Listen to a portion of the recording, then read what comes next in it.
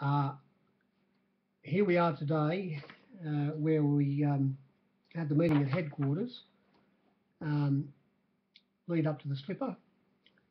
Uh, and a few things were sorted out. Before we go into today's meeting, go back to Kembla Grange today, a week ago at the provincials. It was a heavy 8. The rail was 6 metres out. There was a very strong wind when they turned for home, hitting them in the face. But that wasn't enough to stop leaders from winning because of the heavy conditions. It was hard to make up ground. Some runners did come from behind, but it was better to be up near the lead, even though the wind was straight into you turning for home. It was a bit hard to make up ground, but by the same token, you couldn't stay near the fence. The first winner, the favourite, and the second favourite sat on us outside. They turned for home leading, but a good 4 off the fence and stayed in that position all the way down the straight. 1.3 lengths between them was 8 lengths back to the dead heaters running third. As I say, near the lead, but off the fence was the place to be, even though you were greeted by the wind when you turned for home. We went to Warwick Farm on Wednesday.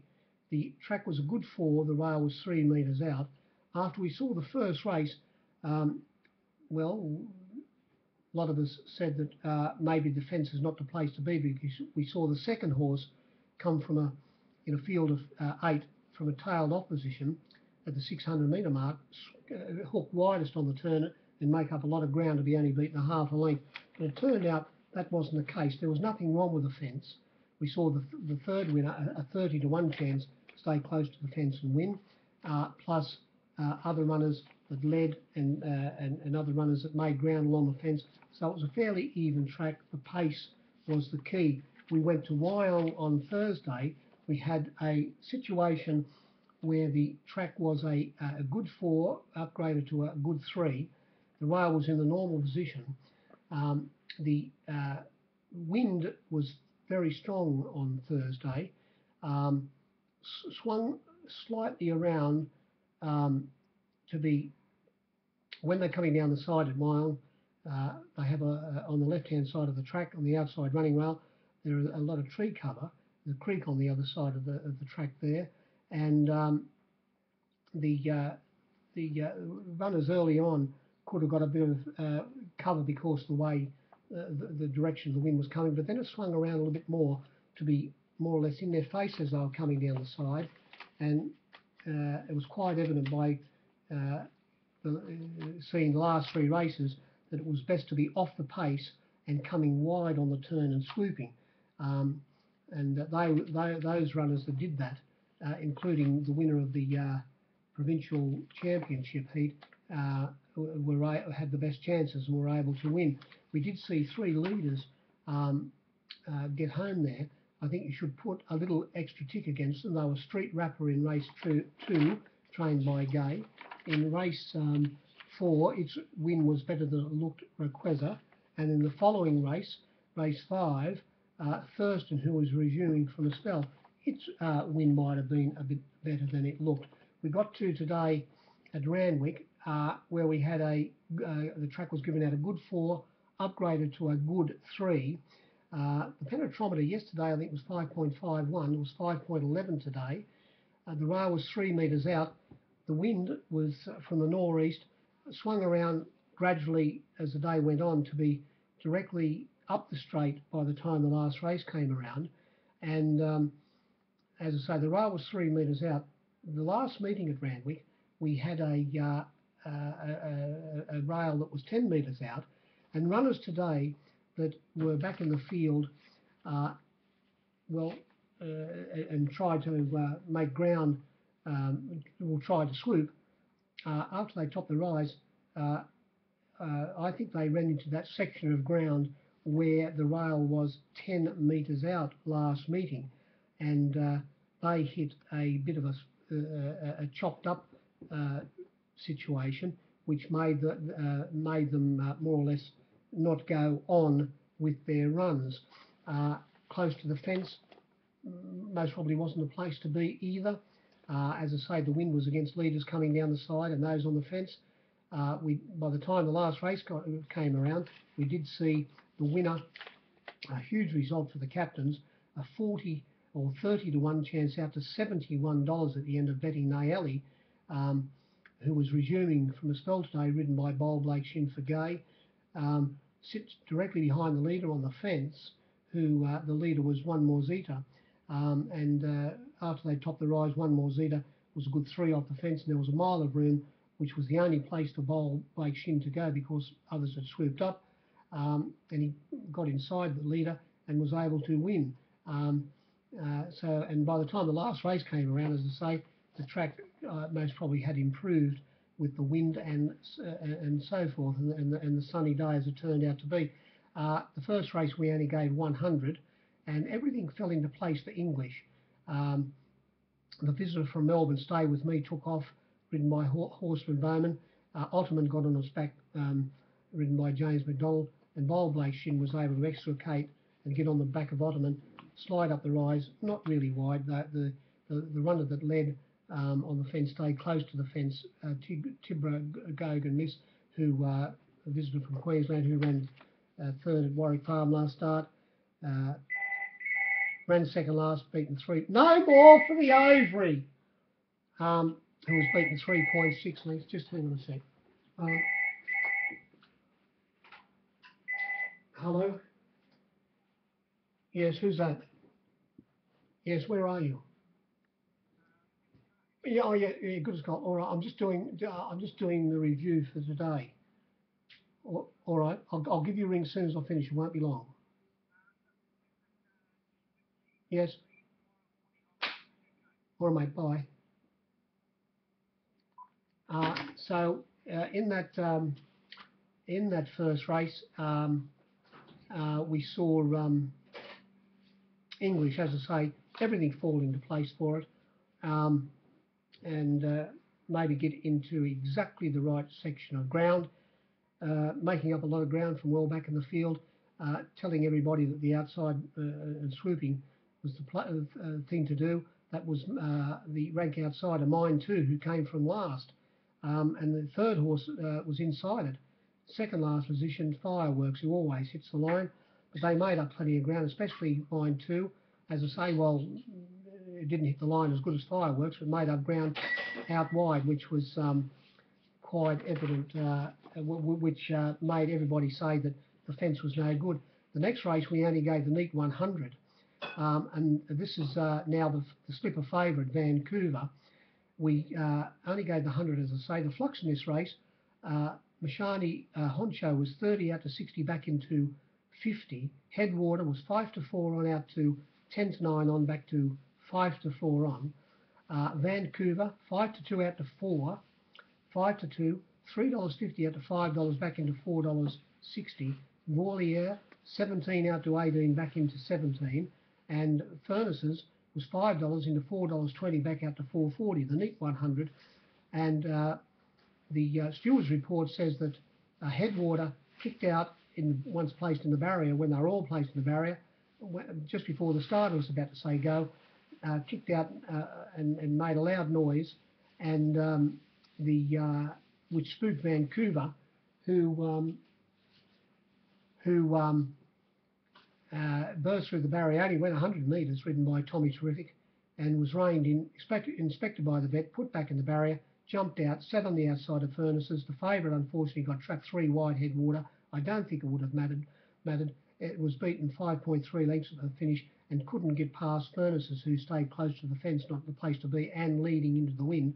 And and Vancouver ran away with the race, winning by 3.3 lengths. Is now, as I say, the slipper favourite. Slipper favourite, eh? Well,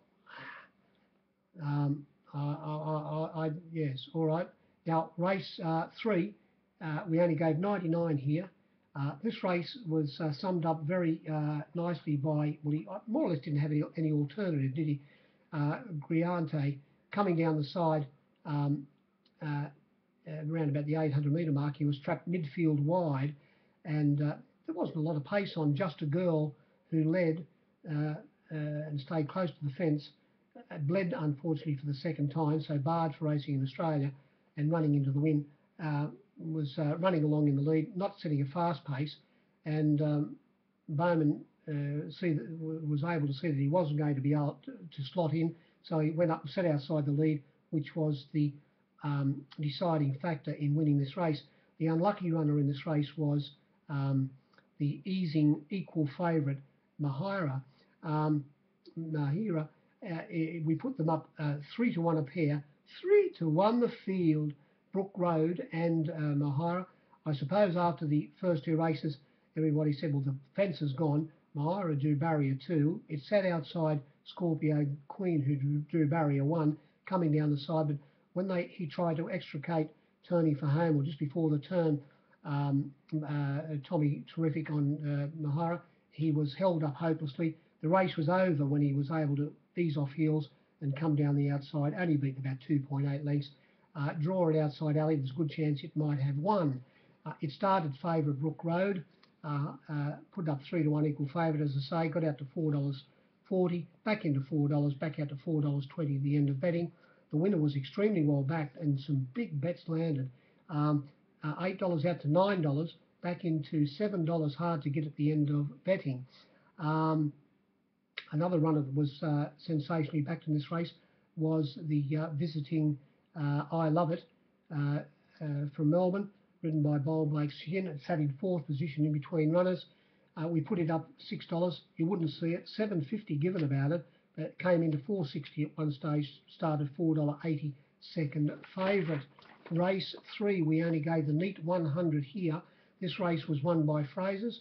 Well, after missing the kick, Black Jag was made plenty of use of to get to the lead and set a fast pace, leading by about 4 to 5 lengths around about the 800 metre mark.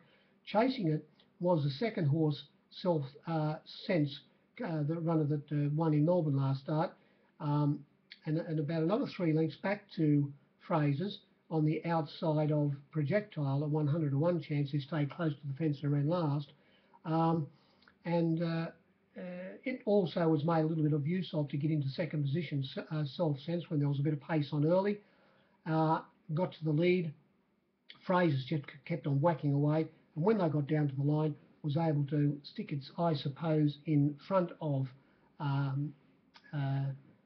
what's this called, Self Sense, and as I say, grab it on the line, and it made up. It didn't make up ground. It plugged away in the third hole after sitting in 5th position, having every possible chance for Giro, who was easy in the betting from $4.60 out to $6.50.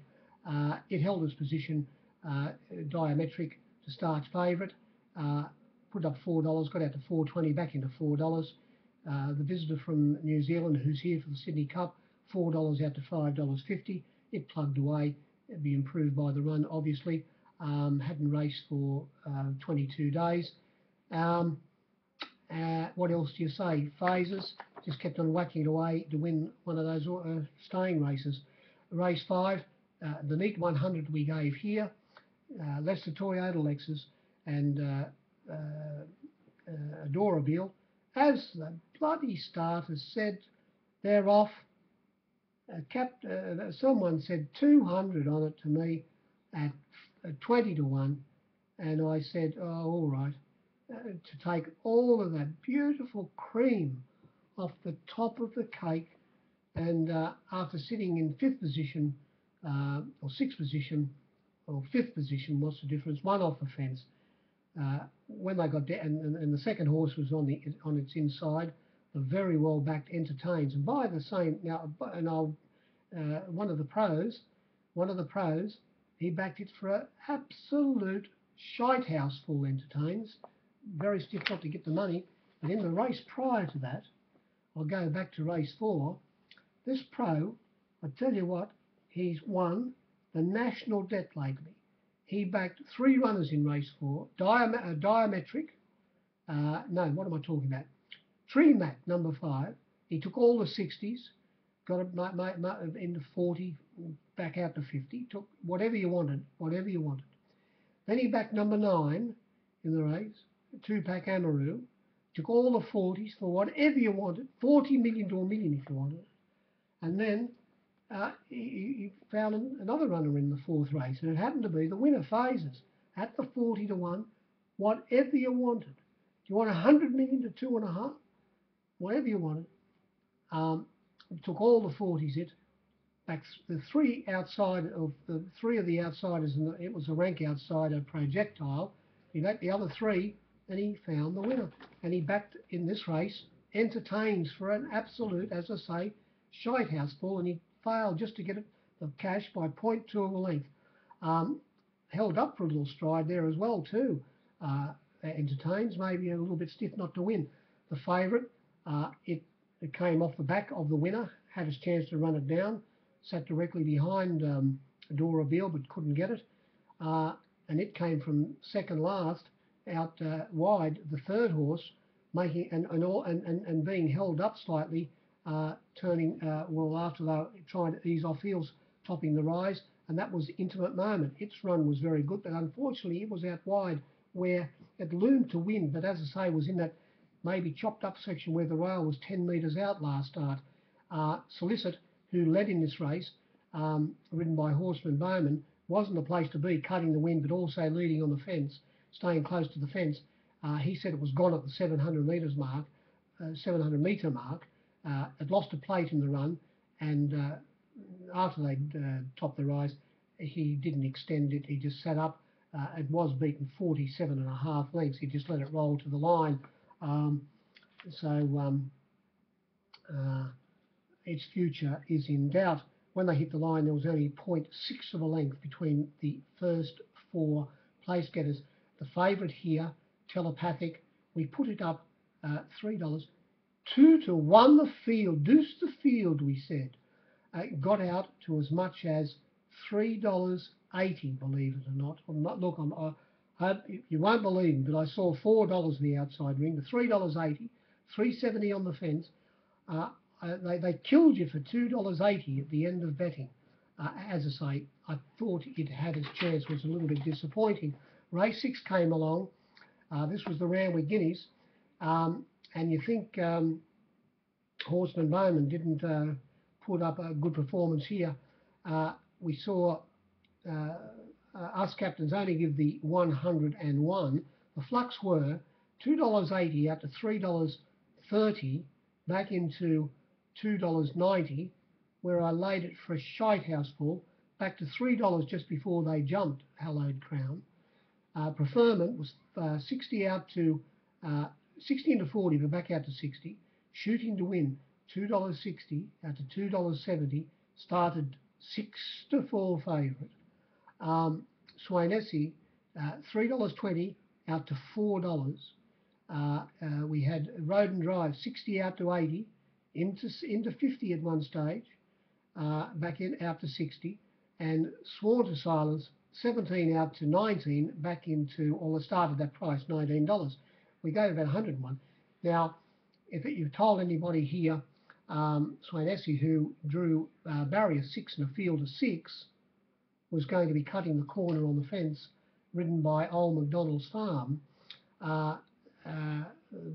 knowing that the 18 pence was not the place to be, they'd say, well, you can have odds about that, son. He's a little bit too smart for that. I'm not knocking his ride.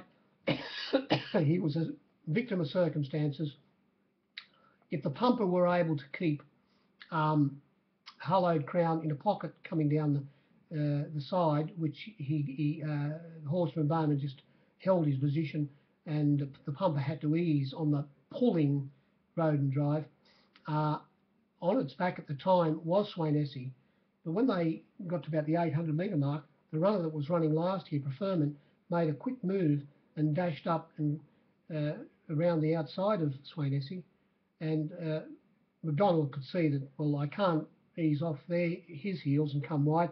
There's only one thing I can do here, and he had to go back to the inside, which wasn't the place to be. He cut the corner, got up inside them.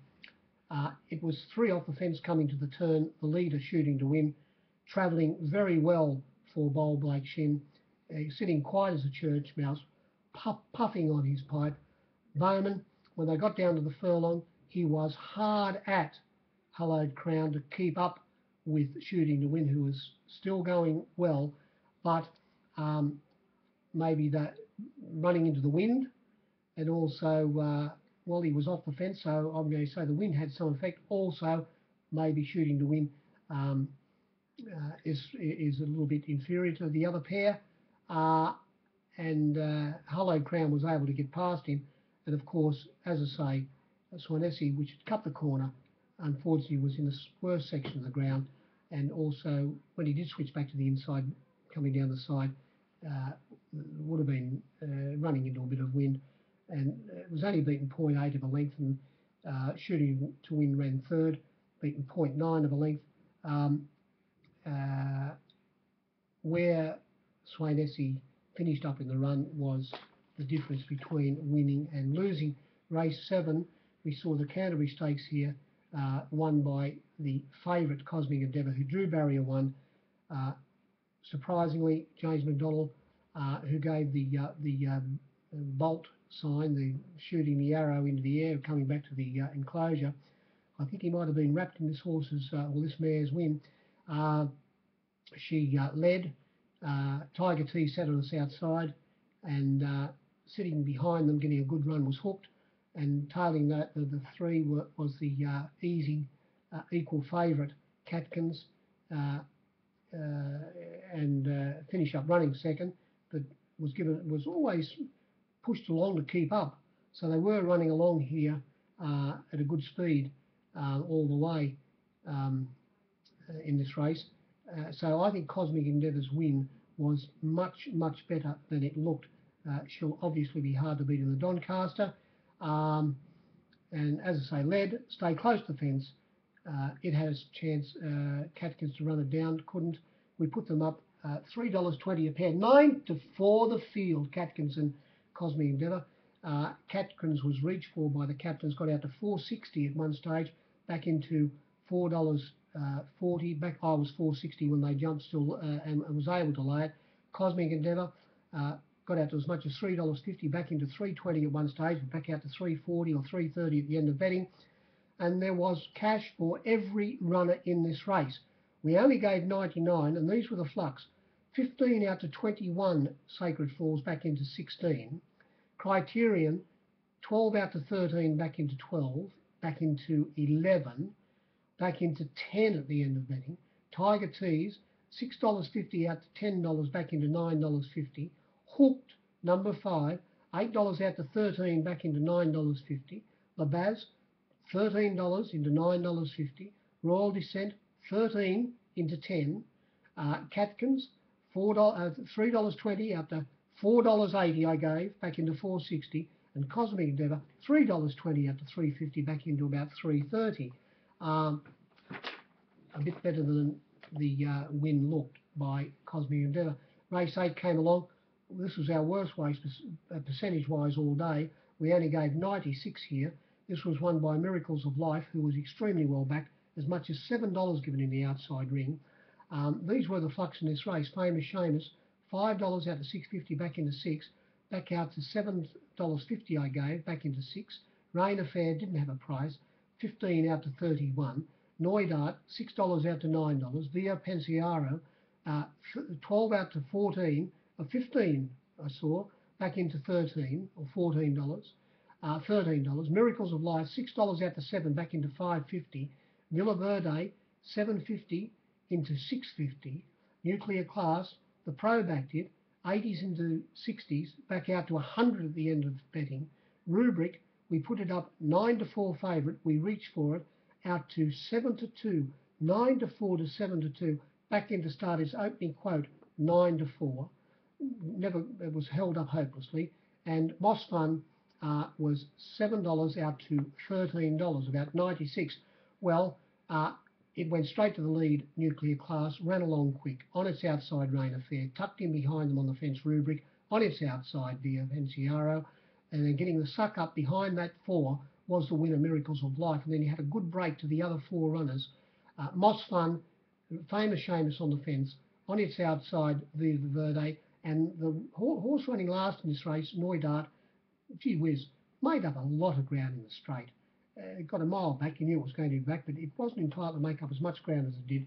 When they turned for home, unfortunately for Clever Karen, he got hopelessly held up on Randwick, got off their heels and hit the line well, but still couldn't get past Via Pensiero.